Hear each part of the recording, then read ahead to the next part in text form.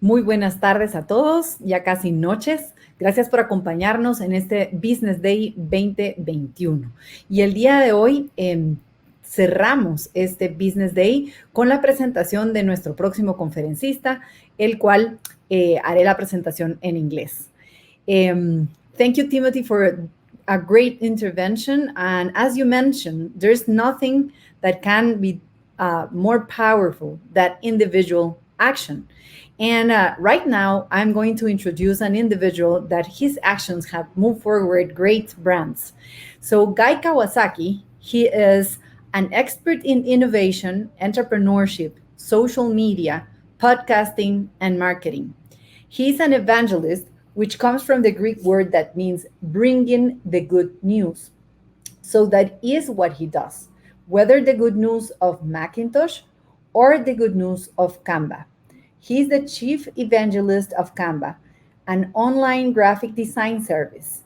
This program empowers people to create great graphics without buying or learning high end applications. He is a creator of the Remarkable People podcast, where he has interviewed famous people such as Jane Goodall, Was, Stephen Woolram, Bob Cialdini, Ariana Huffington, and Christy Yamaguchi. We are very, very honored to present Guy Kawasaki in the topic Why Wait? Start your own business now and boost your business with digital marketing tools. Guy, thank you so much for being with us. Thank And you. I would like to say that you have a very deep connection with Guatemala, Yeah, I but do. I would let you tell it to all the audience. Thank you All so right. much for being with us. It's an All honor. right. So yeah. Well, first of all, I got here early, which is a rarity to be early, and I watched most of Timothy's lecture, and it was really great. I learned a lot. I'm so glad. I gotta have to pay you. Did you charge to come to this conference? I owe you for my attendance here. It was a great talk. So yeah, my name is Guy Kawasaki. I am chief evangelist of Canva, and I am the creator of the Remarkable People podcast. And I am going to talk to you today about innovation.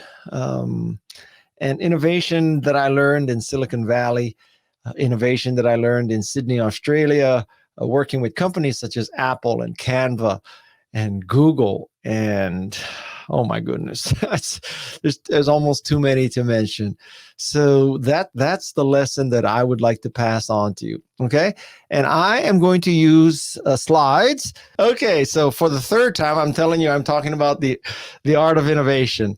And you alluded to my connection with Guatemala. So my actual first slide, this is a slide that a picture that was taken about 19 and a half years ago. So I have two adopted children from Guatemala. This is my daughter, Noemi. So this is her first flight from Guatemala to Los Angeles. And I have we have adopted her and her brother. So we have two Guatemalan children. And people say that we even look alike.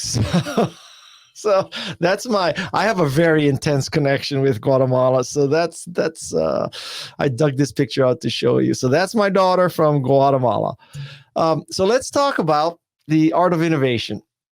And I learned this working for Apple as well as Google and Canva. And the thing that I learned in Silicon Valley and in tech, and I think Timothy would absolutely agree with this and absolutely second this emotion, is great change happens because you jump to the next curve, not because you stay on the same curve. It's not because you do the same old brick and mortar banking. It's not because you do the same old copper wire telephony. It's because you get to the next curve. And I'll use a very old example. So there used to be an ice harvesting industry in America, and this is the late 1800s. People would go out into these frozen lakes and ponds with these horses and sleighs and saws, and they would cut blocks of ice. That was ice 1.0. Ice 2.0 was now you had an ice factory. You could freeze water centrally. This is much better. You could have an ice factory in Guatemala. You could not have ice harvesting in Guatemala. And then ice 3.0 was the refrigerator curve. Now, the ice factory's advantage was that it didn't have to be a cold place and it didn't have to be a cold time of year. The refrigerator's advantage is that it could be anywhere. It could be in your house. You didn't have to deal with an ice factory. And so ice 1.0, ice 2.0, ice 3.0. But the very interesting thing is that, believe it or not, no ice harvester became an ice factory and no ice factory became a refrigerator company. And that is a very important concept in innovation, that it is about getting to the next curve. Second thing I learned about innovation is you have to work backwards. And working backwards means that instead of looking at what you're currently doing, harvesting ice, freezing water centrally, you have to go to the customer and work backwards from the customer. What does the customer want, as opposed to what are you currently doing and what are you capable of doing? And so this is crucially important to understand, when to get to the next curve, what the next curve should be. It's not based on what you can do. It's based on what people need. And I will show you a negative example. So this is a picture of an engineer at Kodak. This picture was taken in 1975. And believe it or not, that thing on the table there, that is the first digital camera ever made. Now, stop here and think about this. So Kodak made the first digital camera.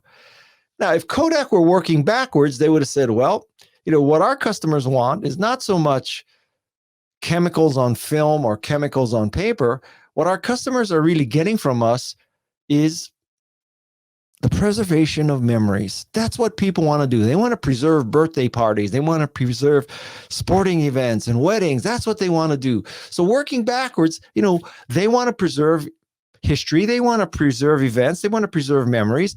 Let's work backwards and see how we can do that best for them. But Kodak had an attitude of working forward. We are in the chemical business. We make chemicals. We put chemicals on paper. We put chemicals on film. Kodak should have realized it's in the preservation of memories business, not in the chemicals business. The third thing is to ask a very simple question. I think great innovation occurs because of simple questions, not because of diabolical, world-changing, denting the universe kind of big plans. It's very simple questions. So let's say that we go back in history to just as cell phones were coming out. And you look at the cell phone and it's getting smaller and smaller and cheaper. And pretty soon there's a cell phone with a camera. Obviously that cell phone is on a data network.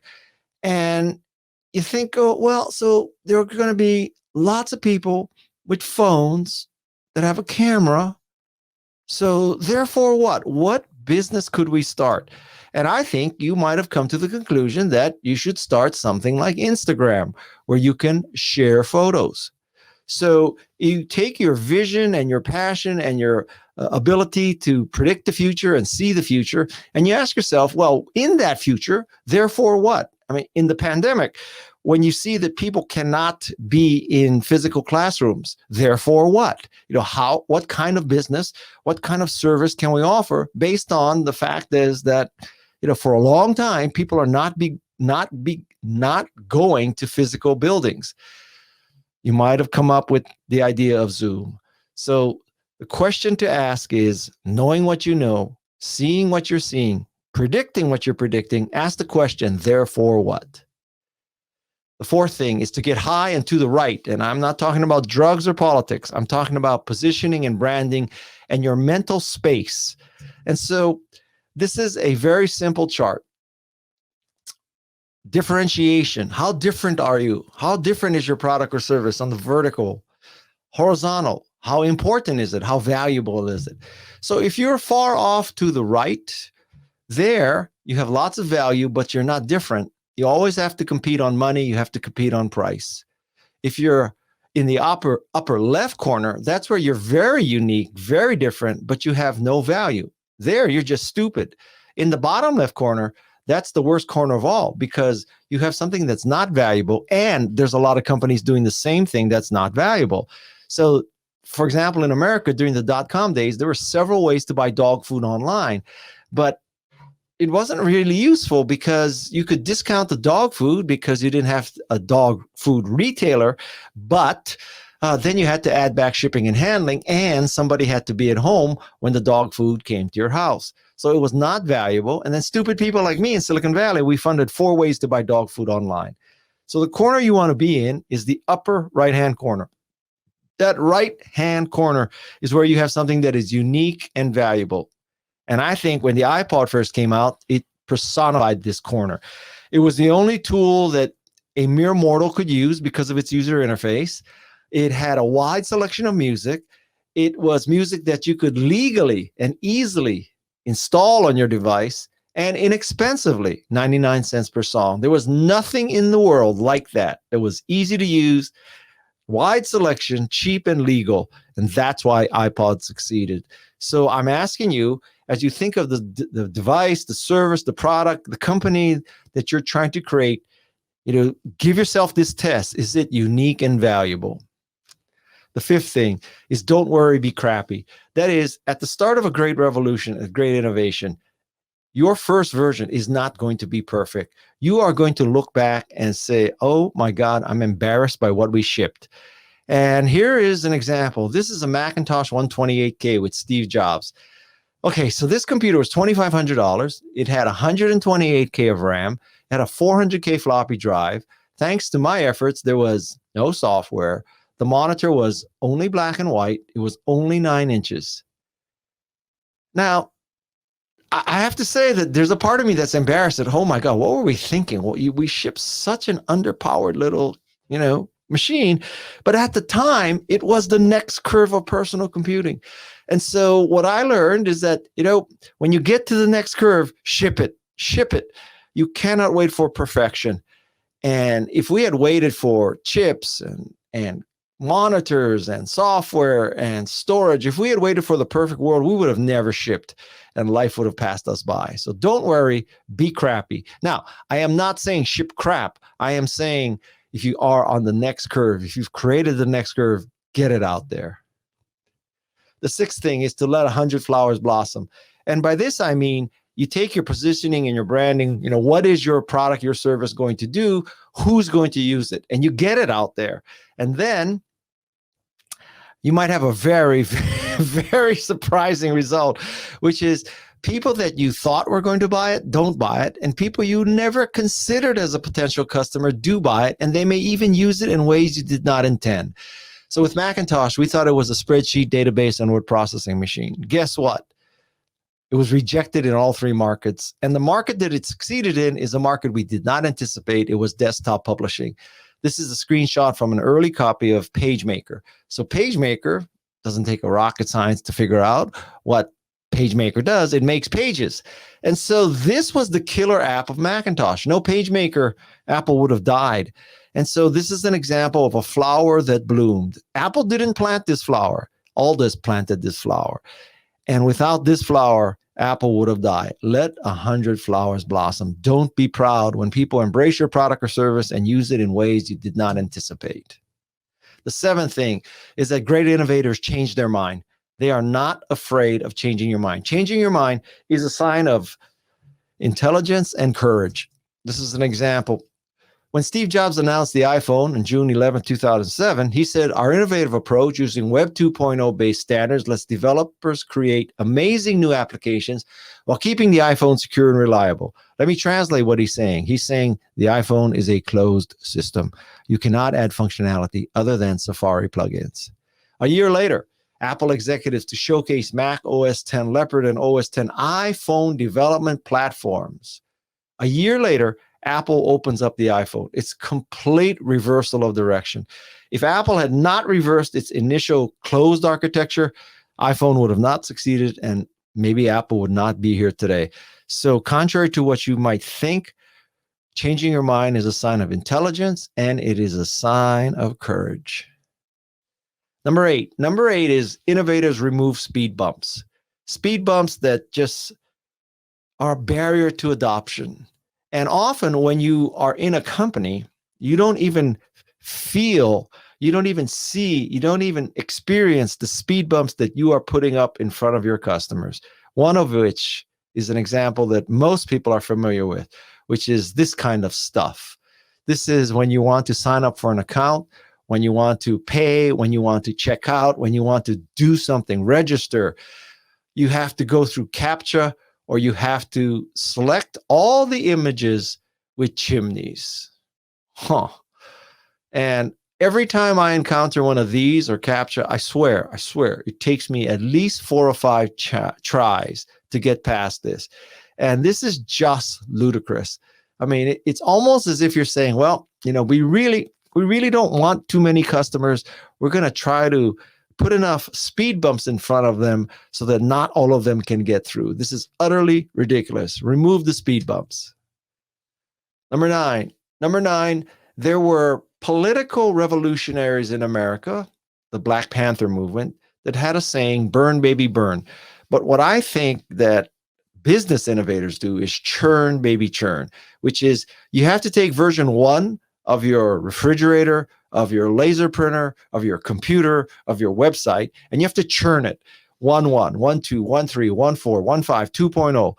And I'm going to show you next. This is the product map of Apple, starting from the Apple II till very recently.